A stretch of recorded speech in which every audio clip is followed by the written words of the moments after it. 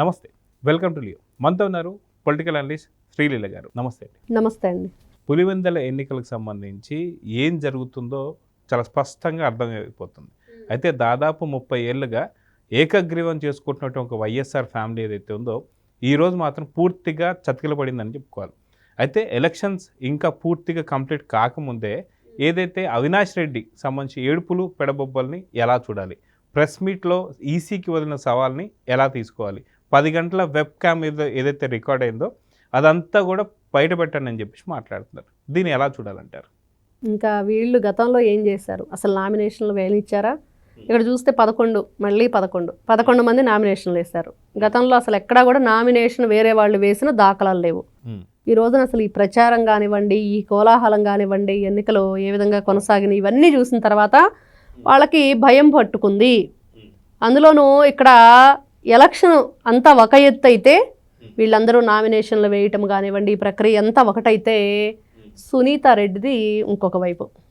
ఖచ్చితంగా 50% 30% అది ఉంటే మిగతా పర్సెంట్ మొత్తం ఈవిడ వైపున ఉంది ఈ రోజున. ఎందుకంటే అంతా కూడా ఆవిడ ఒక బహిరంగ లేఖ రాయటం, తండ్రి ఆత్మ క్షోభిస్తుంది, ఆడపిల్లగా నేను ఎంతమంది తలుపులు తట్టాను, ఎంత మనసు ద్రవించిపోయే విధంగా ఆవిడ మాటలన్నీ కూడా రాశారో అవన్నీ కూడా చాలా బాధాకరంగా ఉన్నాయి. ప్రతి ఒక్కరిని కూడా స్పందించే విధంగా చేశాయి. ఆవిడ కోసమే ఈ రోజున ఓట్లు వేశారు అన్నట్లుగా ఉంది. ఆవిడ కోసమే ప్రజలు ఎదిరించి నిలబడి బయటకు వచ్చి ఓట్లు వేశారు. ఆవిడ కోసమే ఈ రోజున ప్రజలందరూ కూడా ఈ ఎలక్షన్లో వీళ్ళందరినీ కూడా ఎంకరేజ్ చేశారు అనేది కూడా మనకు కనిపిస్తుంది. అంటే అవినాష్ రెడ్డి ఎందుకు ఏడుస్తున్నాడు అంటే చిన్నపిల్లాడు కదా, ఏదో చాక్లెట్ ఇవ్వకపోతే ఏడ్చాడా, మరి చిన్నపిల్లోడు కదా, మరి ఏదన్నా అతనికి కొనివ్వకపోతే ఏడ్చాడా జగన్మోహన్ రెడ్డి? ఎందుకు అని అంటే ఆయన బాధ అంతా ఏంటి అంటే 31 సంవత్సరాలుగా లేని బాధ, 31 సంవత్సరాలుగా లేని ఆవేదన, 31 సంవత్సరాలుగా జరగని ఏదైతే ఇతను చెప్తున్నాడో రిగ్గింగ్ జరిగిందని అది, మరి పోలీసులు వాళ్ళ పని సరిగ్గా చేయలేదన్నమాట, ఈసీ పని చేయలేదు. అంటే 31 సంవత్సరాలుగా చేసింది ఈ ఒక్కరోజు జైలా. ఎందుకు చేయలేదు ఏంటి అని అంటే ఈ రోజున అందరూ కూడా నామినేషన్లు వేశారు, అందరూ కూడా ఎలక్షన్లో పార్టిసిపేట్ చేశారు, ప్రతి ఒక్కరు వాళ్ళ ఓటు హక్కుని వినియోగించుకున్నారు.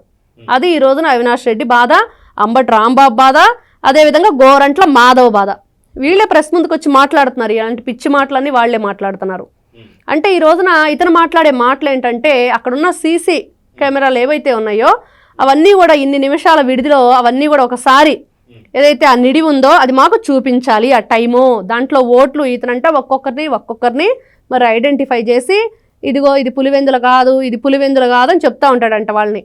ఇది అతని పని. ఈ రోజున అతను మాట్లాడేది. మరి వీళ్ళు వాళ్ళ బాబాయ్ ఇంట్లోకి వెళ్ళినప్పుడు మరి అక్కడున్న సీసీ కెమెరాలు కూడా రికార్డ్ అయి ఉంటాయి కదా, మరి వాటిలో కూడా ఎవరెవరు వచ్చారో ఉండిద్ది కదా, ఎవరెవరు ఫోన్లు మాట్లాడారో తెలిసిద్ది కదా, దొడ్డిదారి నుంచి ఎంతమంది వచ్చారు, గోడ దూకి ఎంతమంది వచ్చారు, ఫ్రంట్ డోర్ నుంచి ఎంతమంది వచ్చారు, ఎవరు ఆయన రూమ్లోకి ఏ విధంగా ప్రవేశించారు, ఒక్కడే ఉన్నాడు ఇంట్లో, మరి ఎంతమంది వచ్చి ఆయన ఏ విధంగా నరికి చంపారని చెప్పేసి ఇక్కడ నరికారు అక్కడ నరికారని అవినాష్ రెడ్డి వాళ్ళ అన్నయ్య జగన్మోహన్ రెడ్డి చెప్పిన మాటలు కదా.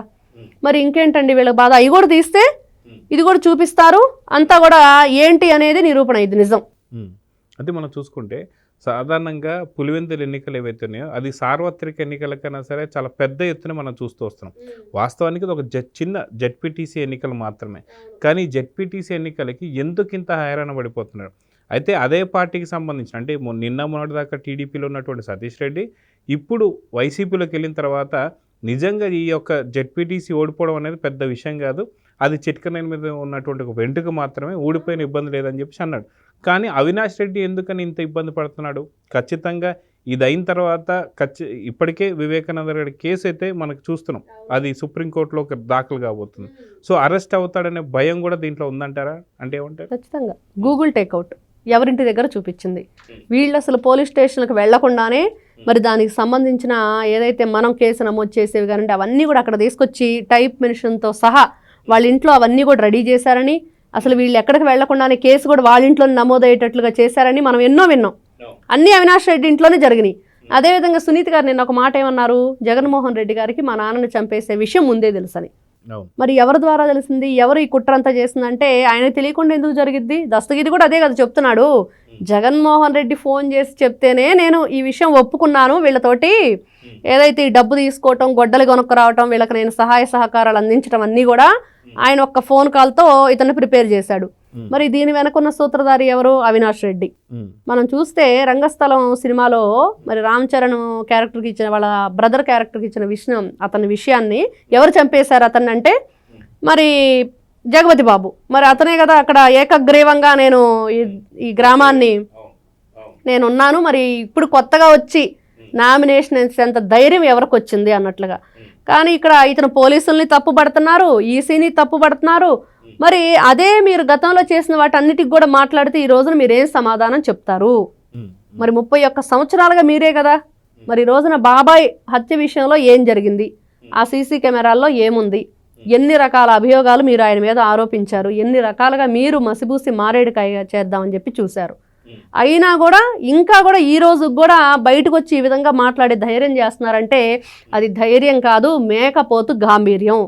అది అర్థమవుతుంది. అయితే జగన్మోహన్ రెడ్డి ఎందుకని ప్రెస్ మీట్ పెట్టలేదు? జగన్మోహన్ రెడ్డి ఎందుకు స్పందించలేదు?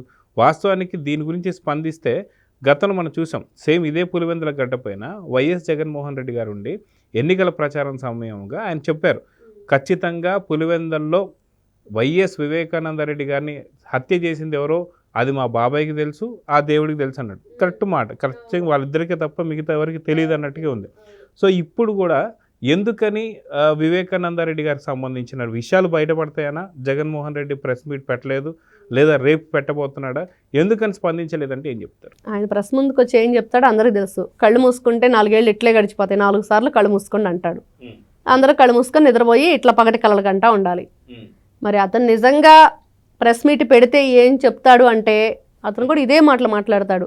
అక్రమం, అన్యాయం, అందరూ కూడా చంద్రబాబు నాయుడు కొనేసాడనో లేకపోతే లోకేష్ చెప్పినట్లు వింటున్నారనో గతంలో విన్నాం వాళ్ళ మాటలన్నీ కూడా. అదే ధోరణి, అదే పద్ధతి, పాత పాటే పాడతారు. అదేదో వాళ్ళేదో మంచి చేస్తున్నట్లుగా, చేసాం గతంలో అన్నట్లుగా ఏదో చెప్పే ప్రయత్నం చేస్తారు. కానీ ఆ ఏది చెప్పినా ఏది చేసినా వీళ్ళు గతంలో ఏం చేశారనేది ప్రజలకు తెలుసు కాబట్టి 11 పక్కనేసేశారు.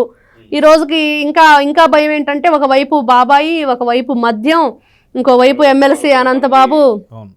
ఇప్పుడు ఈ రోజు నుంచి 11 మందిలో వీళ్ళ స్థానం ఏ స్థానంలో ఉంటుందో కూడా తెలియని పరిస్థితి. పరువు మొత్తం పాయ అంటాడు చూడండి, ఏదో డైలాగు. ఆ విధంగా పరువు మొత్తం పాయ అయిపోయింది పులివెందుల్లో. పులివెందుల పులి తోక ముడిచింది, పులివెందుల పులికి మచ్చలు లేవు, అవినీతి మచ్చలు మాత్రమే ఉన్నాయి. ఈ విధంగా అన్నీ కూడా మనం చెప్పుకుంటూ వెళ్తే జగన్మోహన్ రెడ్డి పులివెందుల పిల్ల మరి ఏం జరిగింది అనేది ప్రెస్ మీట్ పెడితే పాపం అసలు ఆయన కోణంలో ఏం మాట్లాడతాడనేది మనకు తెలుస్తుంది. నిజంగా పెడతాడా పెట్టడా అనేది కూడా అనుమానమే. మరి నిద్రపోతా ఈ విధంగా పగటి కలలుగంటూ జగన్మోహన్ రెడ్డి నేను అనే దాని గురించి ఆలోచిస్తున్నాడేమో. కోర్టులో ప్రమాణం అయితే చేయాలి కాబట్టి నిజం అయితే ప్రజల్లోకి వచ్చి చేసేది మాత్రం లేదు. సో చూద్దామండి, ఖచ్చితంగా పులివెందుల్లో దాదాపు 30 ఏళ్ళ తర్వాత జరుగుతున్న ప్రజాస్వామ్యబద్ధంగా జరుగుతున్న ఎన్నికలు ఏదైతే ఉందో నిజంగా అక్కడ పులివెందులకు సంబంధించినటువంటి ఒక ప్రజలే చెప్తూ వస్తున్నారు, నిజంగా చాలా కాలం తర్వాత మేము ఎన్నికలు చూడబోతున్నాం అని చెప్పేసి. సో చూద్దాం ఏం జరుగుతుందో. అవినాష్ రెడ్డి పరిస్థితి ఏం కాబోతుందో చూద్దాం. మరి నమస్తే. నమస్తే. Please subscribe to Leo news for more videos.